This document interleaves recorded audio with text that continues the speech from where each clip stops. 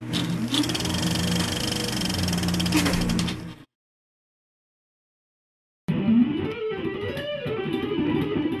the Code is a documentary project that I'm working on, and it is perhaps foolhardy attempt to get to the secrets of advanced guitar playing. In other words, how do these select few individuals that really do have this technique, how do they do it? And sort of the premise is that people who are really good instrumentalists, much in the same way that you have people who are really good athletes, like pro baseball pitchers, don't quite know what they're doing when they're playing fast.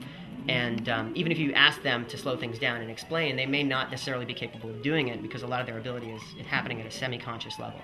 So in Cracking the Code, I've taken this high-speed scientific camera and attached it to the guitar neck of master players, and then you can film what they're doing left hand and right hand and slow it down and actually see what's going on, whether or not they themselves are actually aware of it. It films at 4 times the speed. Actually, it'll film up to like 400 or 500 frames a second.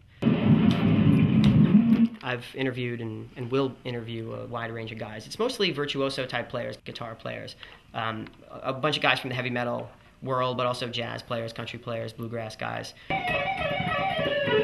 The jumping off point for the story is an analysis of a guy named Yngwie Malmsteen, who's really the godfather of shred. He's the guy that introduced virtuoso techniques to metal. This was in the early 80s in the kind of the post-Eddie Van Halen afterglow. Being able to execute the Yngwie stuff. After him, a guy came along, Paul Gilbert, was another sort of seminal figure in 80s shred. He had a kind of a different technique, and he was a pioneer in what we call 3-note per string scale playing.